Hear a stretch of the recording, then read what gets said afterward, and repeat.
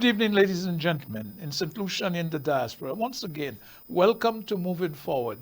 Oh, tonight is special as I try to unwind some of the Prime Minister's promises as enlisted in the budget, which was extrapolated in the House on the 23rd of April 2024. However, before I do, let us pray, because I want to say a few things that I think will be interesting to certain individuals with shallow minds who continue to make an ass of themselves in this country. In the name of the Father, and of the Son, and of the Holy Spirit. O Father in heaven, once again we come to you to glorify you and to give you thanks for seeing St. Lucia's plight under the last government. And you saw it fit to send Philip Joseph Pierre to the people of this country as its leader. There is no doubt in my mind that you prepared the way by giving him the abundance of wisdom he needed before you chose him for the task of leading this country out of the darkness that it was in to the light that is beginning to shine for us all. There is no doubt that it is a new dawn that we are being awakened to every day since his coming. We thank you, Father, because you know best and you are given the will to stand tall once again. I put our faith in you because without a doubt you are the Prince of Peace, the King of Kings, and the Lord of Lords. Amen. Tonight I quote from Wisdom of Solomon, chapter 1, verses 1 to 11. Love justice, you rulers of the world. Set your minds sincerely on the Lord and look for him with all honesty. Those who do not try to test him will find him. He will show himself to those who trust him. Dishonest thoughts separate people from God, and if we are foolish enough to test him, his power will put us to shame. Wisdom will never be at home with anyone who is deceitful or a slave of sin. We have seen it. Everyone who is holy has learned to stay away from deceitful people. He will not stay around when foolish thoughts are being expressed. He will not feel comfortable when injustice is done. Wisdom is a spirit that is friendly to people, but she will not forgive anyone who speaks against God. For God knows our feelings and thoughts and hears our every word. Since the Lord's Spirit fills the entire world and holds everything in it together, she knows every word that people say. No one who speaks wickedly will escape notice. Sooner or later, he will receive just punishment. The intentions of ungodly people will be closely examined. Their words will be reported to the Lord, and then they will get the punishment that their wickedness deserves. God will tolerate no challenge. And since he has everything, you cannot hide your complaining from him. So be sure that you do not go around complaining. It does no good, and don't engage in bitter talk. The most recent things you say will have their consequences, and lying will destroy your soul. The word of the Lord. Thanks be to God. I use it deliberately tonight. Before getting into my stride, I want to say in an aplomb manner, which is cool, calm, and collective, that those who are from the United Records of the Poor and continue to espouse their comments about my being, I'm so glad that you are listening, because what it tells me is that I am getting to you and your bunch of barking dogs, as you were called by your leader. I'm so glad that at the same time, I'm so amused, because that is your level, which is in the gutter from whence you came. So thanks for your comments, because in the Lord, you are still brothers and sisters in the one Most High. However, I want to convey to you something I learned from my dear father, and that is, stick and stones will break my bones, but names from nincompoops will not hurt me, because they have nothing to say, as their minds are empty and just space exists in it. So once again, thanks for listening to this show. Now to business, and to convey to each and every one of you that the words mendicants, jackasses, and barking dogs, more so those who continue to bray, did not come out of my vocabulary. It came from the leader of the opposition, who was then Prime Minister. Therefore, I say to each and every one of you that I do my research thoroughly and have everything documented so my words come from what is said by individuals concerned. I want to say that as a St. Lucian, I have been very fortunate to be a research fellow on 2 occasions in Taiwan. And there are not many like me who have gone to the Institute of International Relations, National Chenchi University, where I even lectured my niece on her master's degree there in 2012. That is where I met the now Foreign Minister of Taiwan, and he took me to meet all the top DPPs. Not only that, but in 2016, I was accepted at their top research institution, which was Academia Sinica, which is one of the best in the world. It is during that period that Alan and Sarah came to Taiwan, and he was asked to meet me. He asked to meet me. I was also, at the time he came to the country, he came uninvited, as he was coming from visiting his friends in China, Tianjin to be sure, and then going to Happy Valley in Hong Kong, because with horses, you know, before coming to Taiwan uninvited. As I've mentioned before, he came back, and I was told by a cabinet minister that he made the remark that this was the worst treatment he had. And not only that, his accommodation was rubbish. That was so untrue. And I realized that this cannot be a man to be trusted, because what I deduced was that if what has been alleged is true, that he was making the move to break diplomatic relations with Taiwan for China. This individual we were dealing with, and as the election approached, there is more to enlighten our people, more so his reprobates in relation to our diplomatic relations with Taiwan. Ladies and gentlemen, on Tuesday evening in the House, while listening to the Prime Minister unraveling his budget, I felt simply sick and furious that here was the Prime Minister unraveling the budget for the country, and the jackass of an opposition leader was not sitting there to listen. How can this reprobate represent anyone in a constituency? When I look back, I believe that Soufriere was much smarter than those in Mico's South, who accepted him because they must have realized that this was not the man for them. You remember, he did not win in Soufriere. Maybe, just maybe, they knew something that the country on the whole did not know. And that is why he is still leader of the United Records of the Poor. So going back to his absence in the House, while the Prime Minister was unraveling his budget, in my view, it showed scant disrespect, not only to the Prime Minister, but to the House and his representatives. Personally, I cannot recall Philip Joseph Pierre ever being out of the House when Alan, as Prime Minister, was making his budget speech.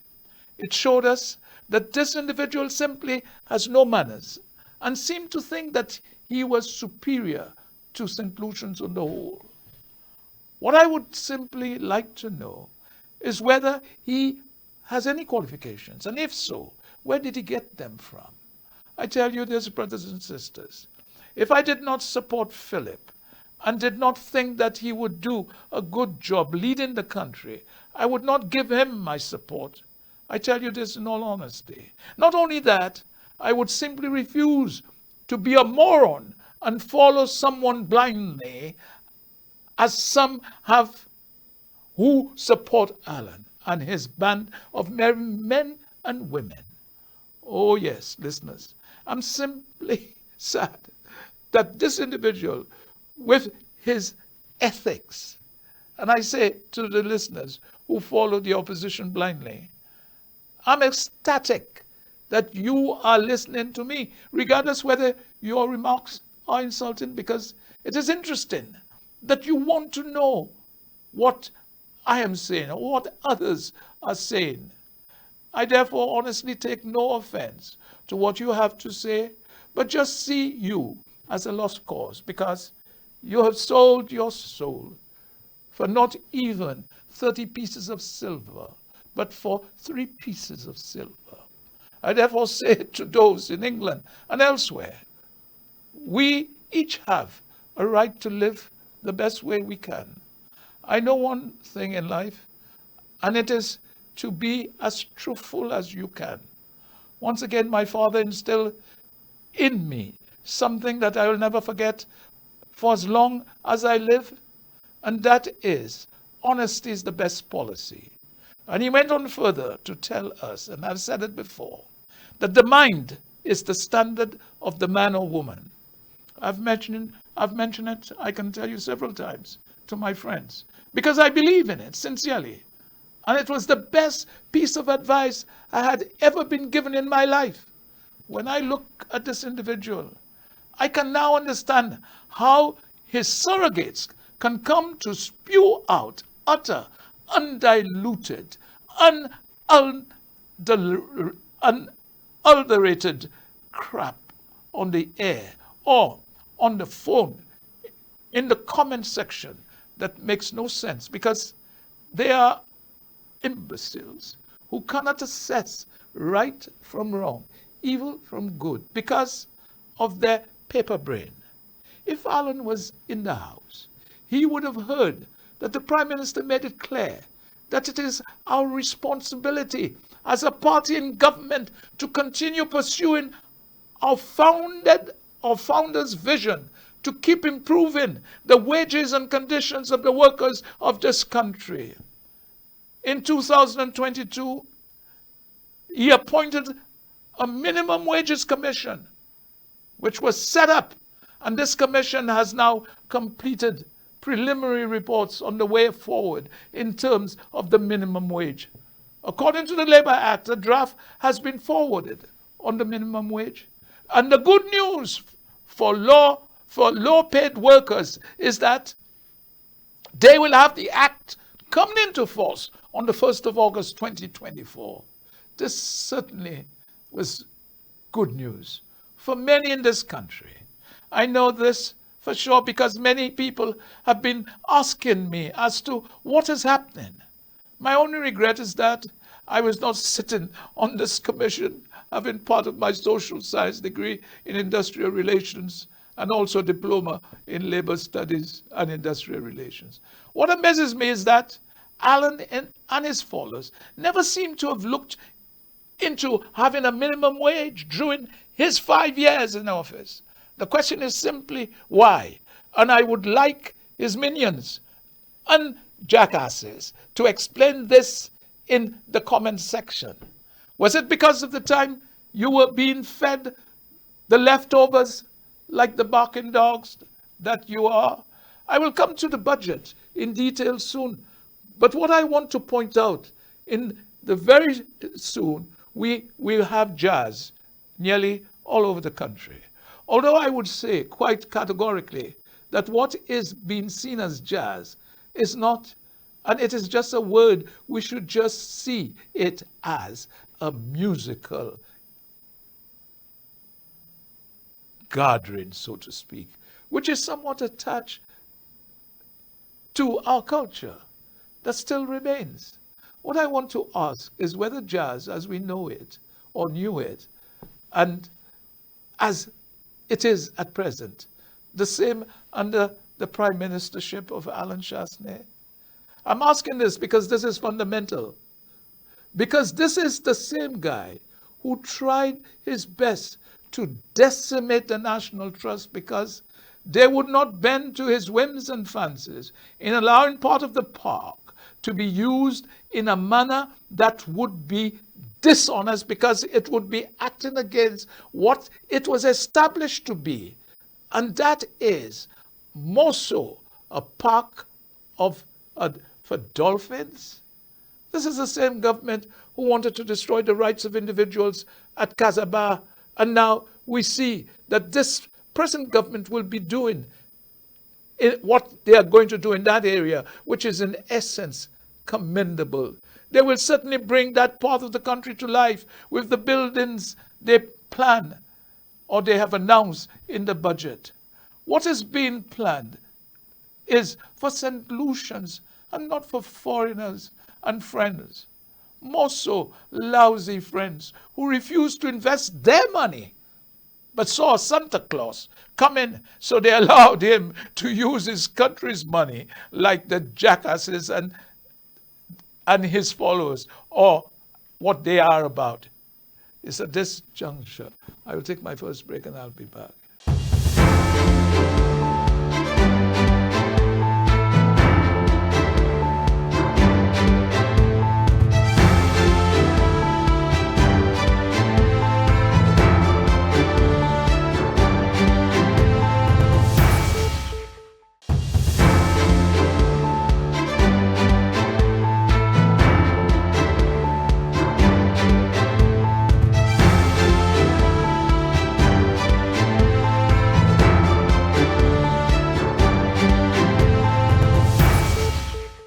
Welcome back to Moving Forward.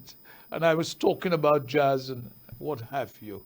And I'm saying, to an extent, here was the same Prime Minister who said emphatically that the trust had to stand on its own feet, but wanted to destroy it by not giving it a subvention.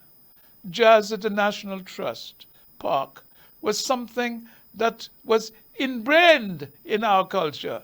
Yet this guy wanted to take that away like a little boy because they objected to his Dolphin Park. Not only that, he has now put the Piton areas in a bind because it is what, by allowing individuals during his period to build beneath those pitons, that was a sight to behold, and hence why it became a World Heritage Site. St. Lucians, have you forgotten? And what many come to see now. People are building under those. And that is wrong. The individual did not care about St. Lucia. Even now at Cabot, we have seen the dumping of materials into the sea close to where the hummingback turtles spawn. It shows you how these individuals do not care or did not care. And by now, I would hope that they would be taken to court by the authorities for what they are doing at the present moment in that area of the country. Question is whether it is deliberate because they know that laws here don't seem to care. However, what was even worse, and he failed with his little brain to understand the value and potential of what was the old prison. Yes, the old prison. Because these sites don't interest him because he's too blind to see and understand. The old prison, ladies and gentlemen, just like a site on the Mon, which we give no value to near Sir Arthur Lewis College. Yet tourists come to see it. Why? Because of the history that surrounds it. Now let me touch the budget, because some St. Lucians who were called mendicants by their leader would like to try and blur certain truths because they are without a doubt embarrassing because of what has unfolded. Therefore, I don't want them to ever forget that when the last Prime Minister said that the country was broke or did not have money, how serious that was. Ladies and gentlemen, it was very serious. Because for the first time, he did say something that was truthful. I wonder if those making comments would agree. Well, here is one of the reasons when I did my research on maths. We have just been hearing about the country's budget during the month of April, and it's important to understand what I'm saying, because before 2016, listen carefully, our budget was done by the experts in the public service. And ladies and gentlemen, there was certainly no problem with that. Then came Allen and his grandiose ideas. And you know what he brought in his English experts to do our budget when our experts were pushed aside. But however, the cost of that hilarious drama was that it was costing the nation a heavy price. I would say an arm and a leg, which in the end we could not afford. But the spendthrift did not care, because what he thought is that he would put the burden on the people of the country by borrowing. What happened in the end was that borrowers were polite, but saw his ploy, and they were not efficient. It was not efficient economics and prudent spending. Now we can see the difference, because this is what Philip Joseph Pierre is all about. And through his budgetary plans and the spending within the country's purse, strings outsiders were now more and more, or more from the outside, were now more inclined to trust the government in its payback clause. It showed quite clearly that this guy, Allen, was empty in the head in terms of planning. More so, a budget. This is the future of the country. This individual's budget between 2016 and 2021 were just words that promised but never delivered. And his minions know that. They could not deliver. It was simply a con trick, because did he not say that 43% of the people were mendicants? I did not say this. And I'm pointing that out to a few idiots who think I'm calling others mendicants, jackasses, or barking dogs that bray. Or those girls of 18 who have having one child, then two, then three, like their mothers before them, and those before them, which takes in some of our grandmothers. What I want his followers to inculcate into that shallow mind of theirs is that when he went to Trinidad to the opposition's convention and made the same remarks, he was greeted by what I hope you, his followers in this country, has embedded in your shallow brains. He said quite succinctly, is it, that is the Prime Minister of Trinidad, is it not a crime for this individual to come to Trinidad to talk to us about crime? In trying to interpret what he was saying or what he meant, I made three assumptions. One was that he was a prime minister who could not solve crime in his own country. Two, that some of what he allegedly did can be construed as a crime. And lastly, that many of his deeds as a prime minister could be deemed to be allegedly criminal. These are my interpretations, and there can be many more. However, the Prime Minister of Trinidad was without a doubt being subtle in what he said, and how he said it. I'm making that clear because those who suffer from verbal diarrhea will not admit to that, but will be quick to blame you because they have their grudges. I care less, because truth is forever on the throne. What has been brought home to us in this unpassed budget is the careless plans that seem to have picked out of air, with no thought as to how the country would have had to pay for the stupidity that was being brought forth and put into action before any money could be seen or found.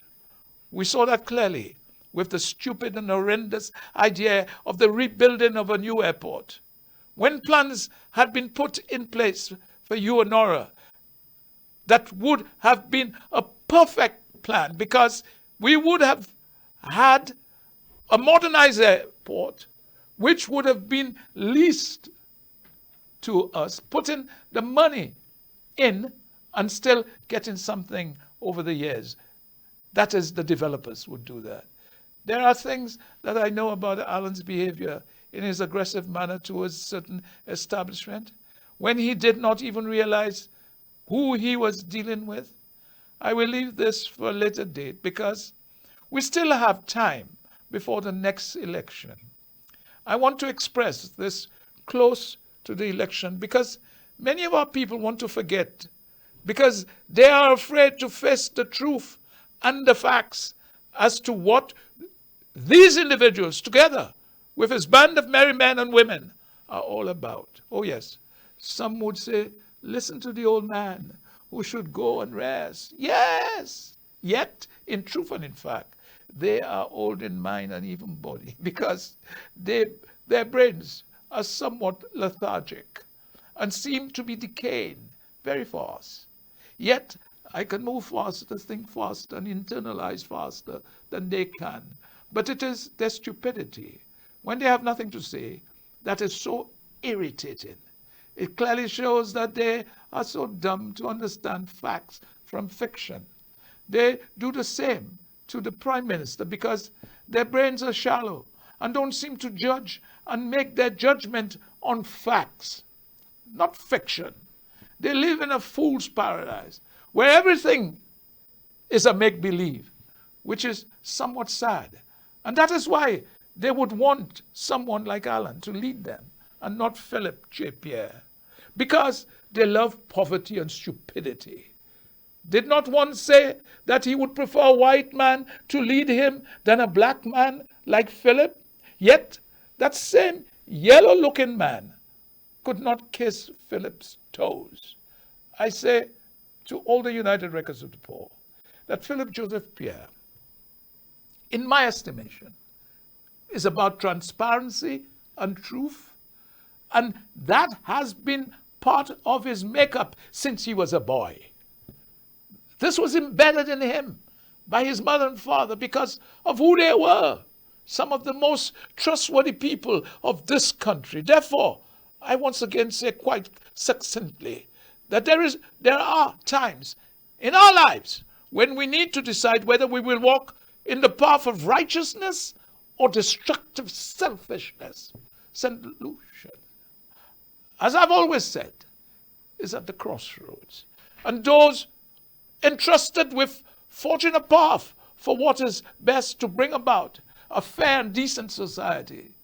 This is the country where the law is not only for the poor and the dispossessed, but also that it is not to plan for the rich, so to speak, but the country as a whole.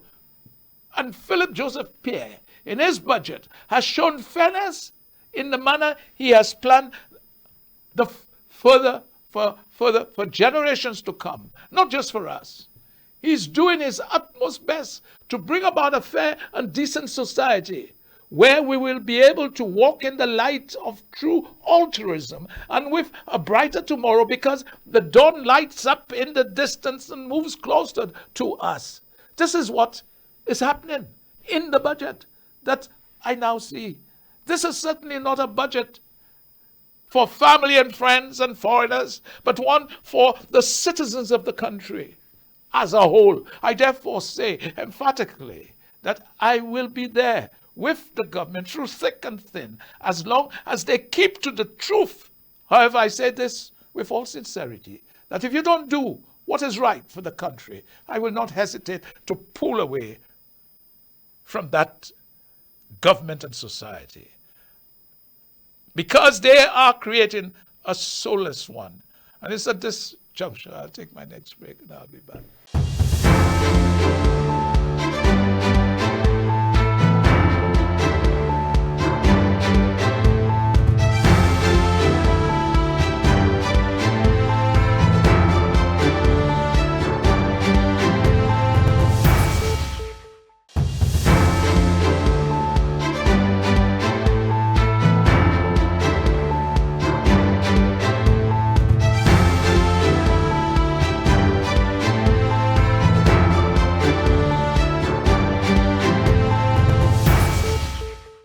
Welcome back to Moving Forward. And I was saying that I would not support someone that did not do what was right because Whether I supported this party or not, if they're doing something wrong, I would say to me that the society is becoming very soulless. Therefore, I simply cannot and will never support what we call an opposition at present, who are, in my view, pernicious in their willful destruction and neglect of this Helen of the West.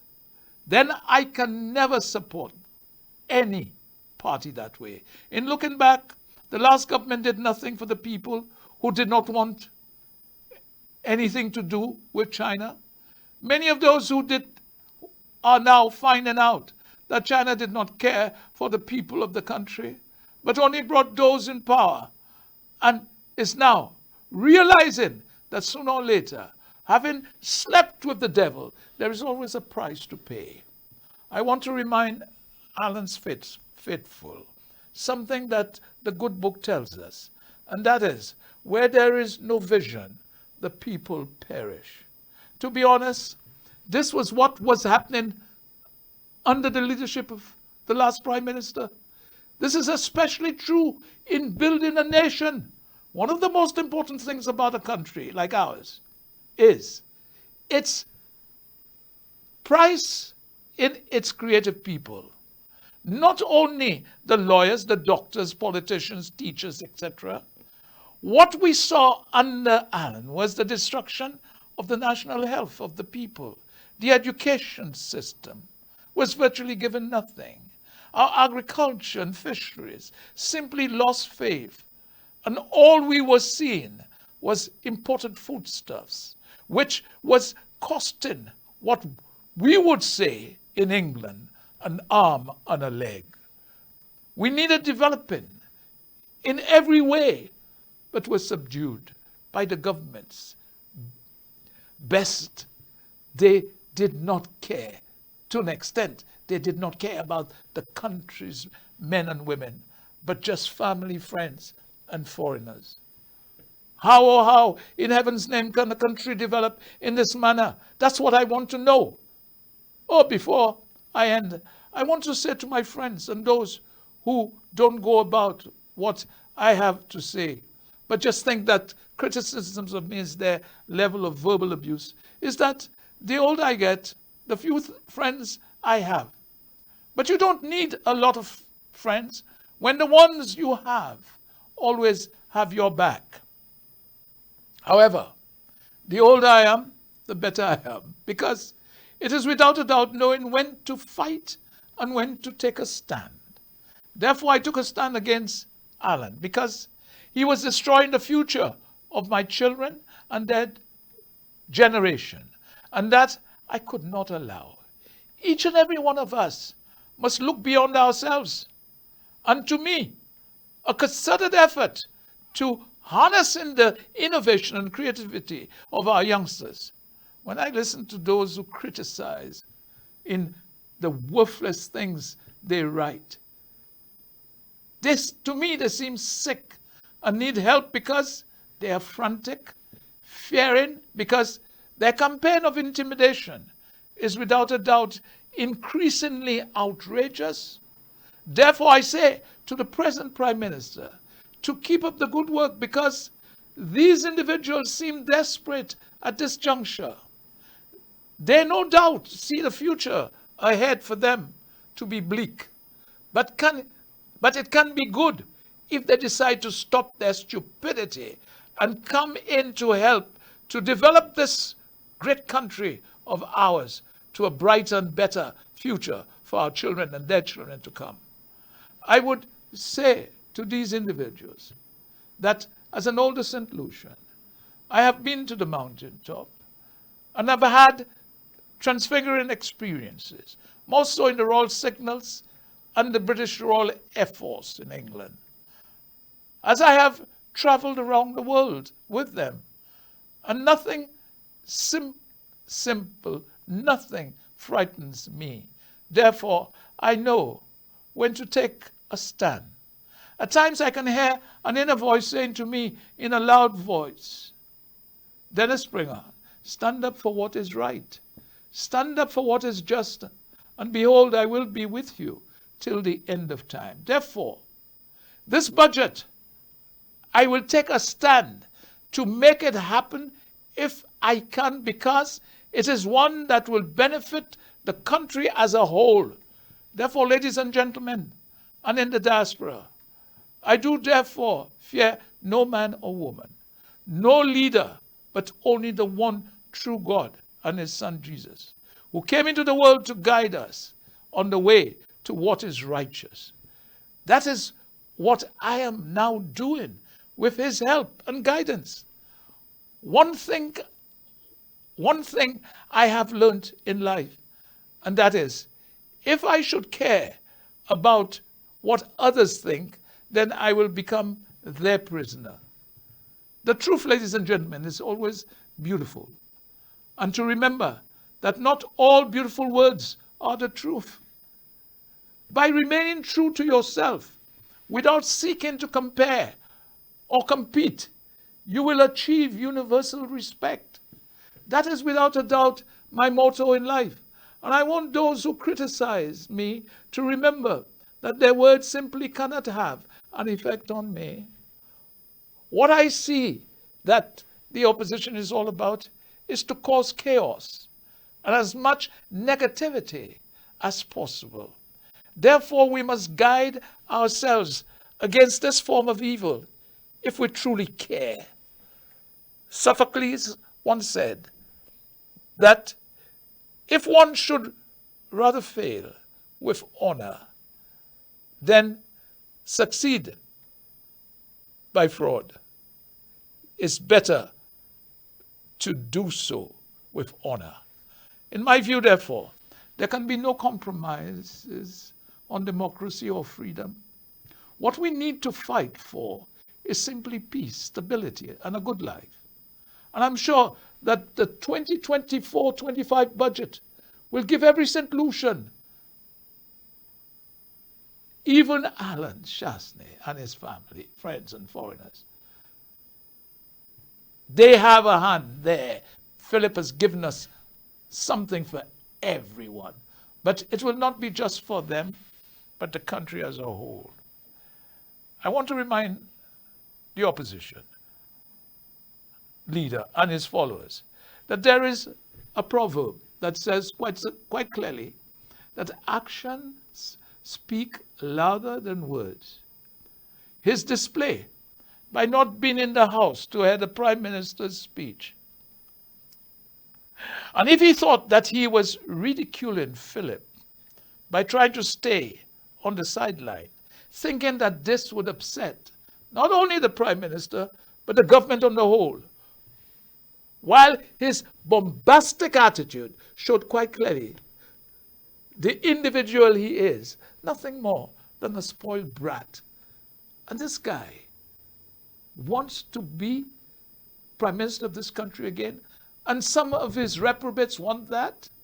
This to me is laughable, and that's how I laugh. He should go and become a comedian. Well, maybe, just maybe, he knew the amount of joy that this present budget would be bringing to the people of the country as a whole, and that it was too good to be true, and that the money will be there for what is to do, unlike during his time in office. This is the thought he just could not bear. The brunt of it all.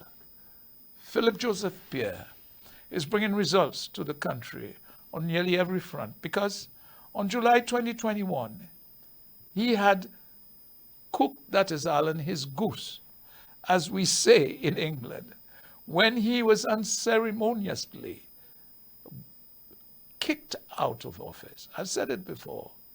He's now being seen all over the Caribbean as a classical joker. And that was clear when he went to Trinidad, as I said before, to speak on behalf of the opposition. They too realized that they were dealing with an individual that had no respect for young women, more so women on the whole, because he went on to talk about their mothers and their mothers before that, as I mentioned before.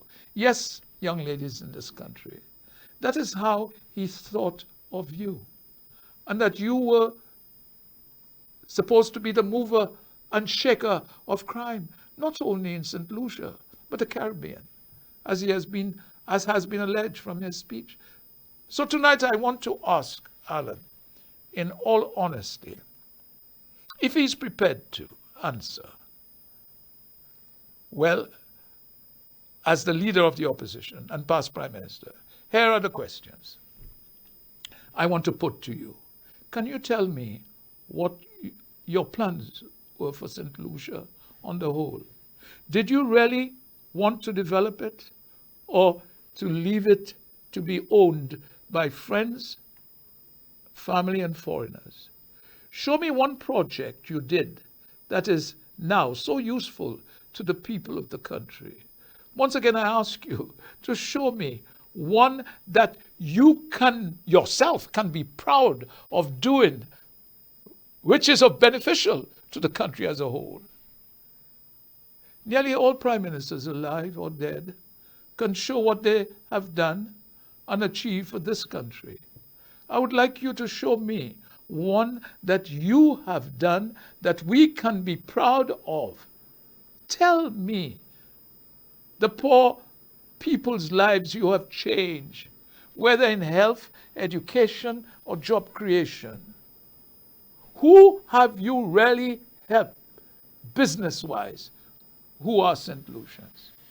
Now here are the easier questions. What are the institutions you broke down and those you did not support? We have already mentioned much earlier National Trust and JAS as we knew it. But this government has brought it back to life as it was, and everyone will enjoy it to the fullest in many parts of the country. I want to put a fundamental question to you at this stage, and that is, if it was not for COVID-19, did you have any intentions to move in to the new hospital that was left shut for so long? The other area that concerns me, as I brought it to the notice of not only Wasco, but the country as a whole, was the filming of the dam. As a director of, the government service, Wasco secured, I was secured on a helicopter to take the shots of the dam, being almost full of silt, because a lot of our cameramen didn't want to do that. But I did it. That brought the truth home to everyone that it needed desilting badly. Did you accomplish that desilting because you had the money to do so? So I'm told. Was that not so? It would be nice to agree or disagree. Well, I still feel proud of myself for not having the fear of heights by spending 5 years, as I said before, in the British Royal Air Force, which reminded me of the circuit and bumps trials we used to do in Hong Kong when testing our new planes. At this juncture, I'm still interested, my good friend, in our $7.3 million that was handed over for vaccine we never received.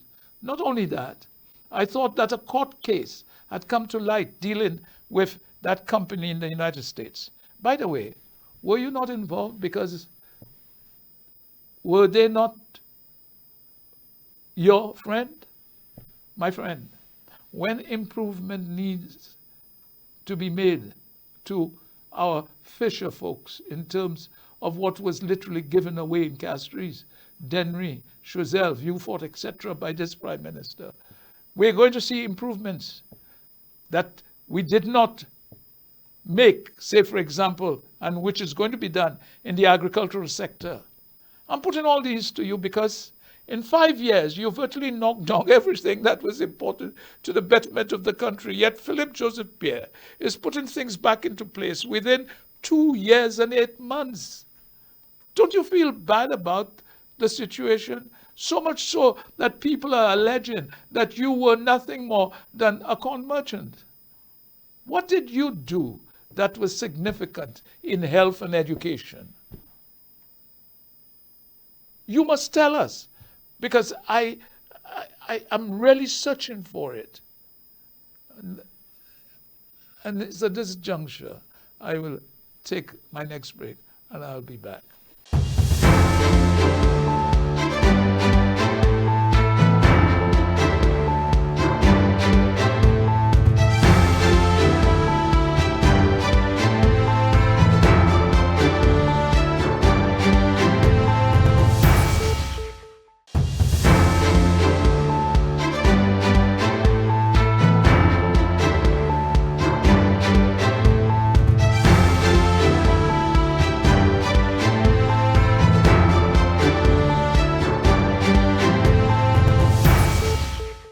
Oh, welcome back, ladies and gentlemen, to Moving Forward.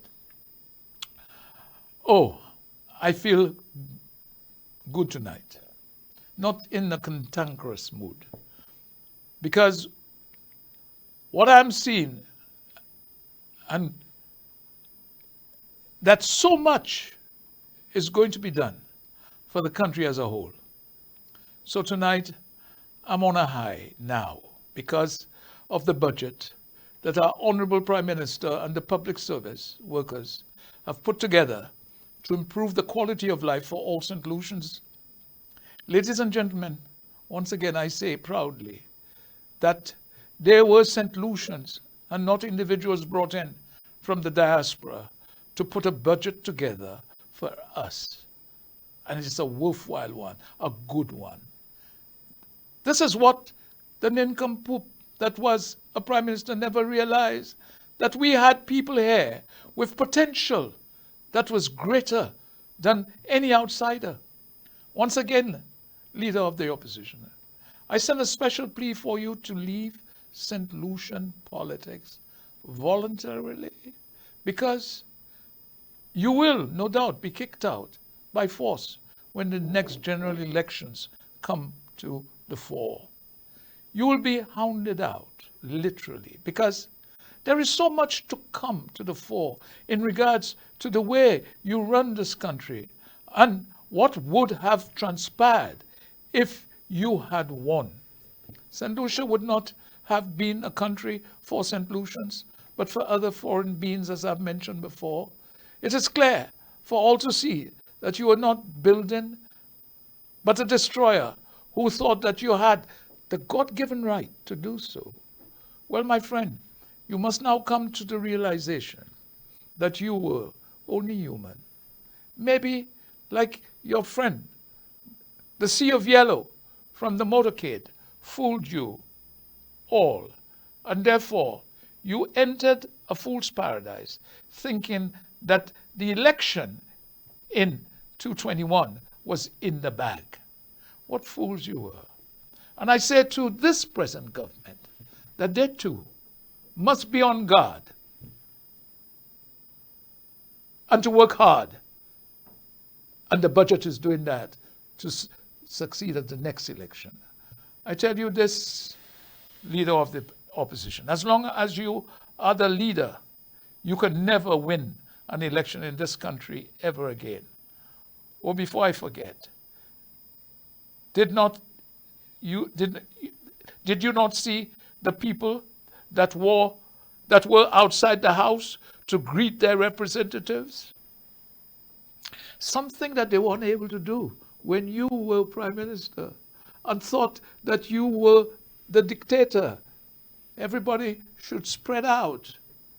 Before closing tonight, I want to express my sincere wish that nearly everything in this budget comes to pass, because it is a genuine and caring budget for both young and old, especially those over 80 or the disabled, etc.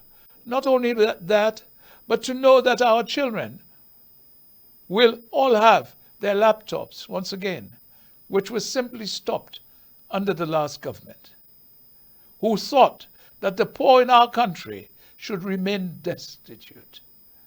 I was also happy to hear the building of new homes, etc. And also, what has now warmed the cockles of my heart is what is going to be done for those who are so poorly paid in this country, more so big supermarkets and elsewhere. What I hope is that there is a prices and incomes policy, because when these firms raise wages, above the minimum, they will try to put it on prices on items, etc. Therefore, the cost of living rises again, which then negates the living wage. So without a doubt, next week, I will be back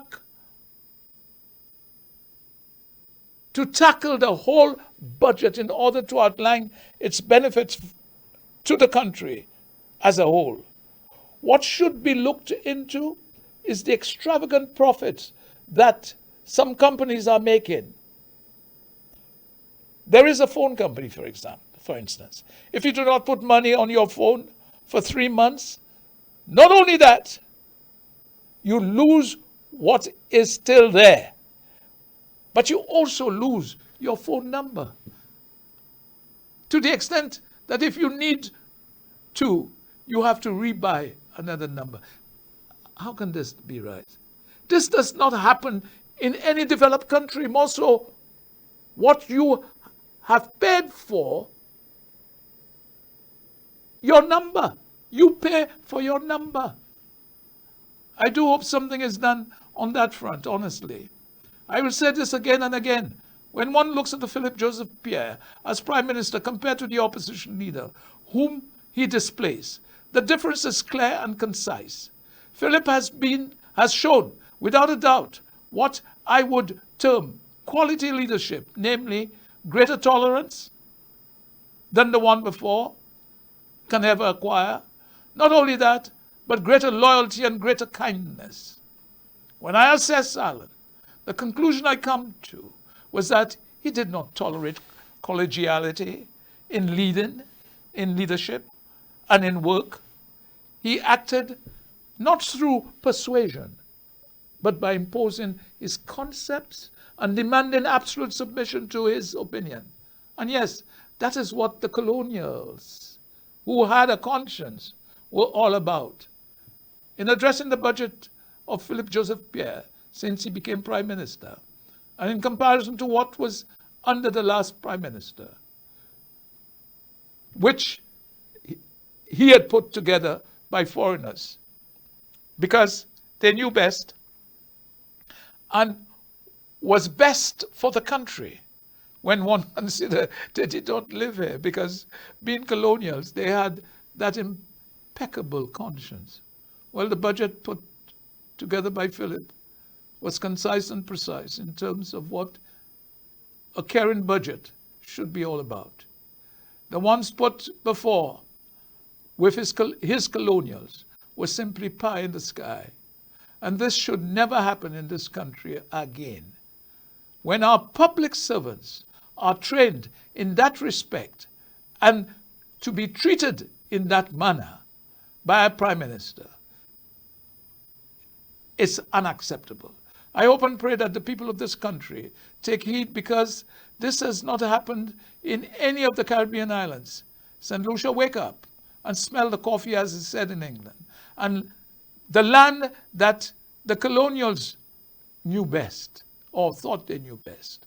In closing tonight, I want to remind each and every one of you, even those who insist on making stupid comments and making asses out of themselves, that we must work unceasingly together to lift this country that we love to a higher destiny, to a new plateau of compassion, to a more noble expression of humanness. Because if we can achieve this, then our children and their children, as I've said before, will be able to grow up in a caring society, one that gives our young ones, even from that tender age, the feeling that they are loved and cared for.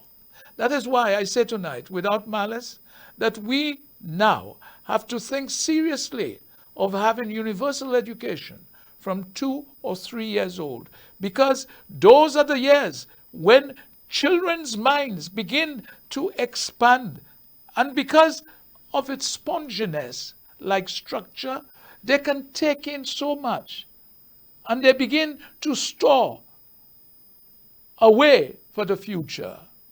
Not only that, our children begin to work together, whether rich or poor. My research in child development and psychology has brought that home to me. Well, as always, I've tried to be honest, because There's no doubt in my mind that, to be honest, is to confront the truth. Although many seem to think it the other way, pretending that it is not so. What they fail to realize, that regardless how unpleasant and inconvenient the truth may be, it's still the truth. Therefore, I believe that we must expose and face it if we are to achieve a better quality of life, not only for us, but for those to come, our children and their children. Therefore, I do so willingly, in order that unborn generations will have a decent life, which means, as I've always said, good health, education, jobs, and a home to live in. That's what the Prime Minister is doing right now in his budget. Brothers and sisters, what I'm seeing sometimes is that many today measure success by what is done for us personally, instead of what is done for the country as a whole. Once again, I say to each and every one of you to have patience, because the present Prime Minister is with us, because he is a man of God, and we can depend on him. But we too have to play our part. Well, as always, I want you all to remember that the majority of us were born black, and we should be proud of that. And to keep saying to ourselves as often as we can that I was born black and I'm proud of that. So my brothers and sisters, please go in peace and love to serve the one Most High. Blessed love to you all. Good night, and God bless you all.